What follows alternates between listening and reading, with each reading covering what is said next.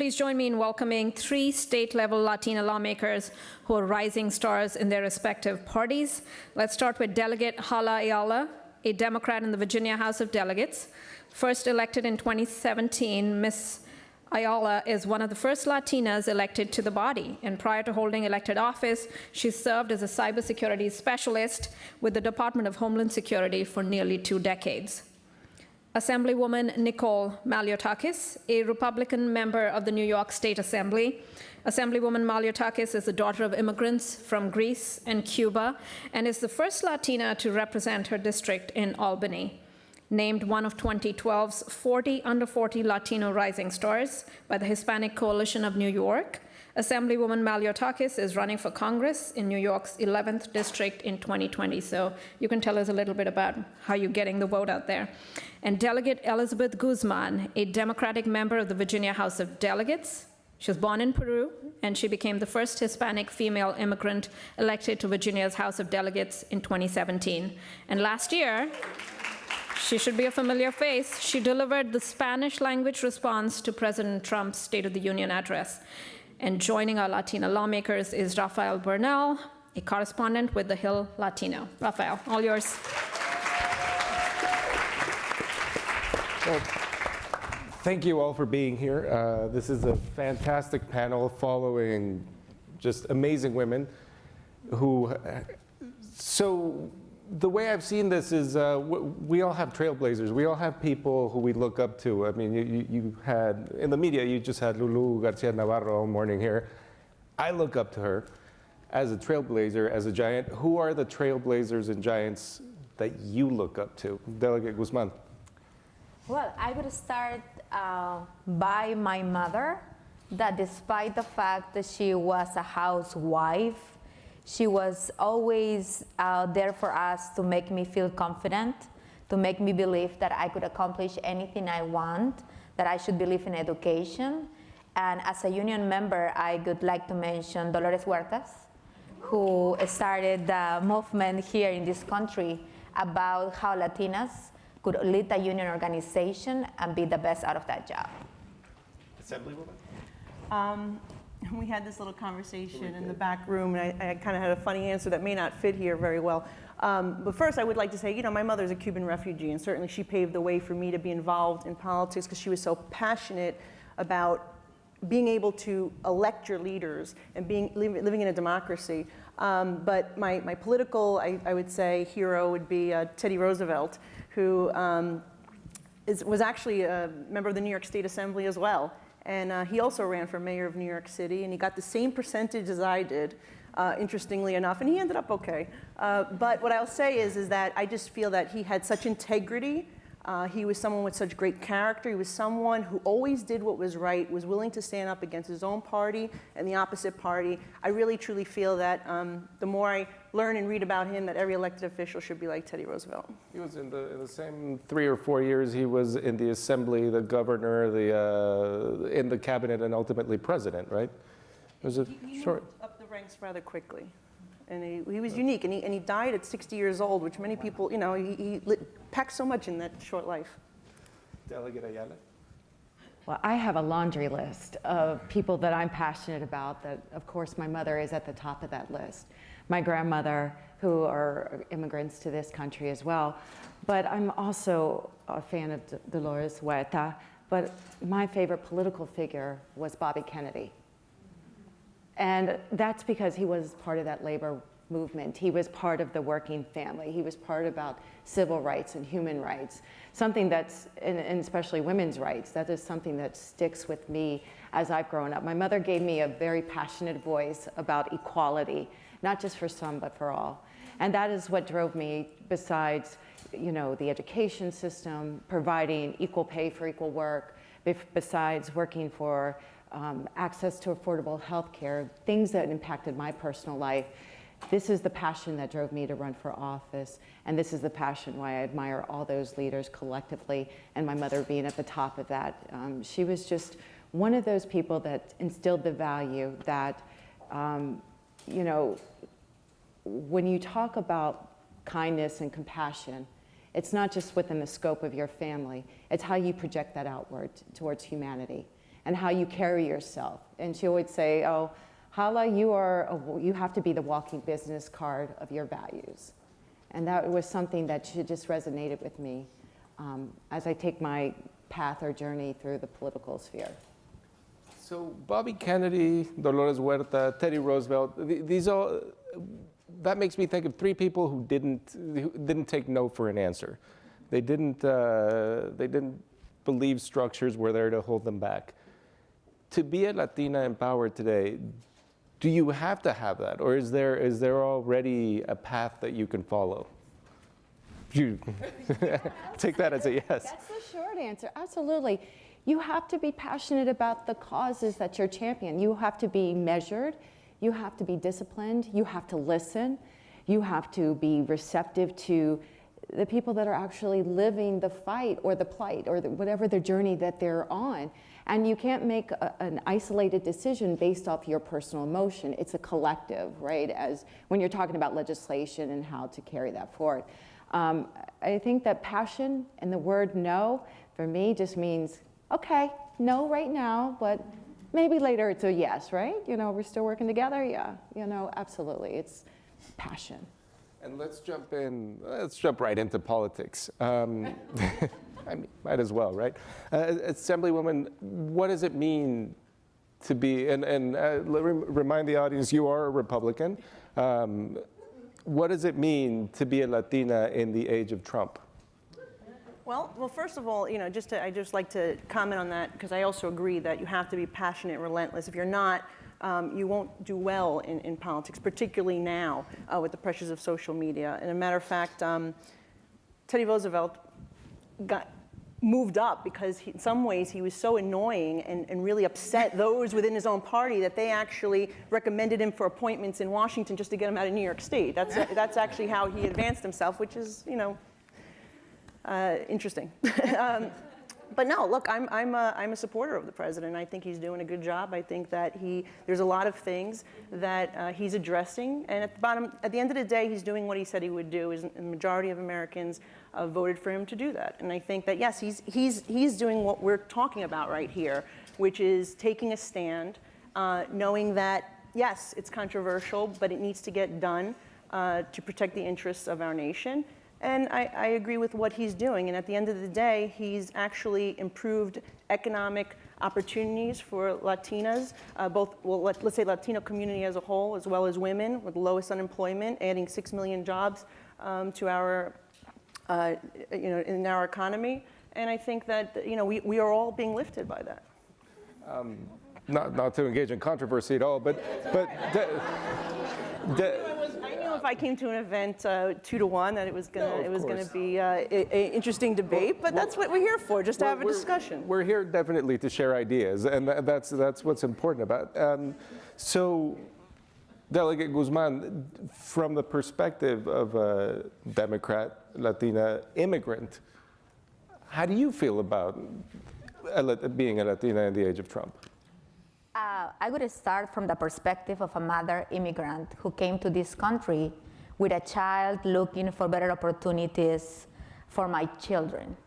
So I would start by saying that I'm appalled by his policies, by a policy of separating children from their parents at the border, that repair the social damages, emotional, psychological damage on those children who will not recover from that for the rest of their lives. So I just kind of stopped thinking about myself being in that situation and what I could have done, and I don't think there is a justification for such a policy. This country has been the place that has welcomed immigrants. Immigrants drive the economy of this country and do not allow anyone to tell you otherwise.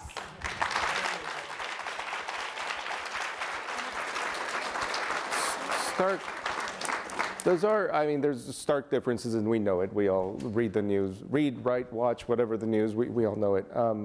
Where's the common ground? Well, look, I think this was a policy that was in place prior to this president's administration, and quite frankly, the president's looking to change our immigration policies. He has to have a Congress that's willing to work with him to do that. And I think there is common ground to be achieved here. You know, and there's been discussion about it, but unfortunately it doesn't seem, at least with this House of Representatives, that they're actually going to come to some form of agreement, you know, to secure the borders, but to also streamline our process, which is very archaic. We have to streamline it to help people who do want to become citizens come in through proper channels and according to our laws. Look, I'm the daughter of immigrants as well. My mother, as I said, was a refugee. My mother followed the protocols, the rules of law that our nation, and we are the most generous nation, and we should continue to be so. But we do have laws in place, and if we see that there's an issue with policies that have been in place for decades, then let's work together to address these issues. And I think that that should be the goals of this administration and the current Congress. I feel like there's a lot of answers. I'd like to turn that into, is right now this moment of stark division the moment where we can find a reform now that we're getting into immigration policy? Is right now the time to talk about it, or do we have to, is there healing before we can find a policy reform? I would like to just jump in there, and I apologize. But, you know, policies are people. How you can establish a policy, but how you carry out that policy is subjective to the administration who is governing that policy. So when you are separating people at the border, you're putting us in cages like pets, animals. This is not humanitarian. This is not the way we treat people. You can govern policy and say this is the way you do things and apply a policy, but this is not how you treat people within the policy. And this is the difference about how policy works. I work with policy in my day job, and I have to be conscientious every day about the real life implications of policy. You can say, do not do this, or you shall do this, or you must do this. But how you carry that out is subjective to the individual. So even though a policy may have been in place, and yes, it does need to be improved, I don't think we disagree about that as anybody disagrees about improving policy, because it's a living entity. It's constantly, with the times, you change with the times. But when you apply a policy that is in an inhumane way, you are no longer just looking at the policy. It's personal. I believe you had a response. So I just don't want anyone to walk out of this room thinking the Democrats support open borders, because that is not. We are talking about the policy and law that has been in place, that many Cubans came to this country under the Refugee and Asylum Act, you know, which is a different experience for any other immigrants but Cubans, and that changed lately. And when you talk to these families detained at the border, because I had opportunity to visit one in Arizona, in Phoenix, Arizona, and we don't talk about why these people are leaving the countries. And according to that law, if you are escaping war, if you are escaping violence, and you have a way to prove that at the border, you should be welcome. And we have not changed that under any administration. What we have seen is a decrease on filing those applications for people who have the right to be here, who are escaping war and violence like one day Cubans did. And if Cubans did it before, very different, because my mother escaped a communist regime, and I don't see any. Well, no, I mean, she's, you know. Let's all let everyone talk. Let's shift gears, because this is obviously, I mean, I wish we had hours to discuss immigration policy, but we're not really here to discuss immigration policy. We're here to discuss every policy and how you walk into it. So, Assemblywoman, do you feel that your identity, both, you know, your gender identity, your ethnic identity, how you grew up, where your family came from, how do you inject that into the policy decisions you make and into the proposals you give when you're out on the campaign trail, and into what politicians you support? Well, of course. I think that all of us bring our backgrounds with us when we are crafting or voting or debating legislation. I think that's very important. I think that the experiences of my parents have shaped who I am. And so, again, this is an issue where we all take our individual experiences and backgrounds. I grew up, my parents were both poor immigrants. They came here not knowing the language. They came here not having friends. They came here without any family. They met in New York, and that is the American dream. We want to keep the aspiration of the American dream. And certainly something, I think that's a conversation that we're having in this country right now. We're going to continue down this path of opportunity, American dream. We're going to move this country towards a socialist country.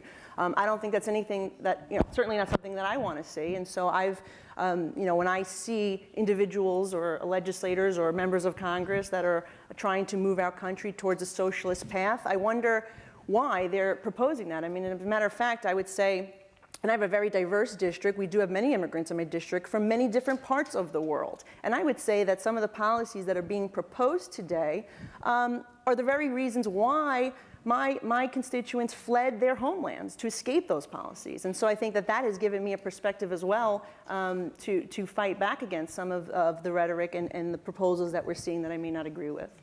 Delegate, how do you? Well, we will respectfully disagree. But when they call progressive a bad word, or liberal a bad word, when they call socialist a bad word, it's a word. It has nothing to do with who we are. I will gladly pick up all of those words and wear them as a badge of honor, especially if I'm fighting for people, if I'm fighting for human and civil rights, equality. I will not govern in a way that is discriminatory towards anyone, no matter what political party you're with, no matter where you live, who you love, where you're from. We are all human, and that is our human and civil and divine right to live in a just and fair and equitable way. And that is how we lead. When I represent my district, I talk about the policy and how it impacts you as everyday people, how these are, listen to your stories and how they either have, these policies have been ineffective and they have hurt you, and we need to do better. We are working and we serve not at the pleasure of ourselves, but of the 82,000 people that I would be governing in my district. And that is our job. So when I insert my diversity or cultural experience or my cultural, personal cultural background, or the things that I've had to face or the obstacles that I've faced in my life, like being on Medicaid not once but twice, being a daughter of gun violence, being the daughter of an immigrant from El Salvador, being multiracial, being someone who's had to rub 2 pennies together just to put 10 cents in her gas tank, being someone who has had to fight every step of the way, being the first college graduate of my family, and also being the first Latina to represent the 51st District. This is the heart and passion of the fight and the policies that I bring forth. I'm also the first cybersecurity national security specialist to serve in the House. And you have to be thoughtful. This is not just singular. It is very multifaceted about women being in politics. I encourage all of you to run for office. We deserve to have a seat at the table. And far too long, women have been on the menu. Since you get into this idea of your career, I know you, Assemblywoman, you're running for Congress. How'd you make that decision? Well, I mean, look, I've been representing the people of Brooklyn and Staten Island for the last 9 years actually, in the state legislature. It's been a privilege and an honor. I believe that there is a better opportunity to fight for my constituents at the federal level. Particularly now in New York City, we don't have one Republican or one conservative representative on the national level, not in the House or the Senate. And I think it's important for our nation. You know, look, we are built on a two-party system. It is so important for debate and discussion that you have alternative views and you share those views. And that's how policy is crafted in a better way, by having multiple people from with different views come together to work on a solution. And that's what compromise is all about. I believe that New York City does deserve to have someone of the opposing view that will come to Washington and fight for their interests. Look, I ran for mayor of the city of New York. And I could tell you that there are hundreds of thousands of people in the city of New York who feel that currently they're not represented, not at the city level, maybe not at the state level, and certainly not at the federal level. And so I think that that's why I'm fighting to push back on some of the things that I'm hearing right now coming from some women on the other side.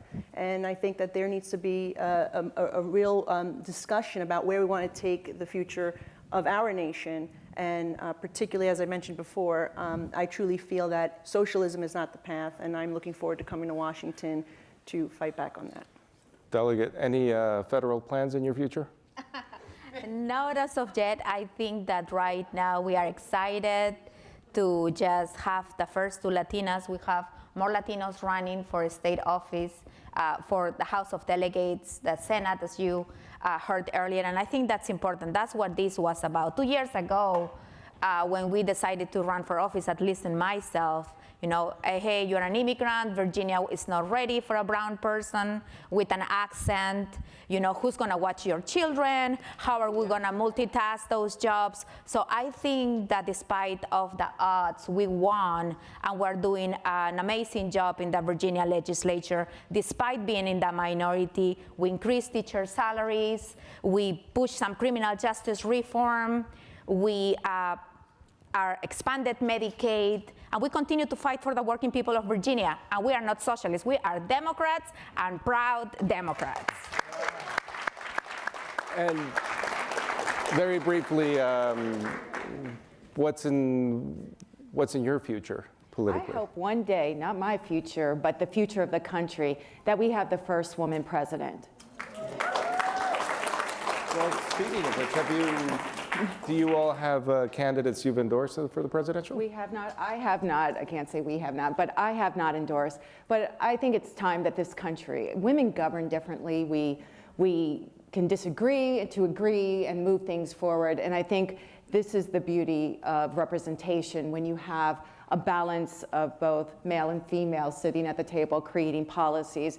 But it is time, far time. You have over 80 countries that have, countries that have over 80 prime ministers and presidents that were female.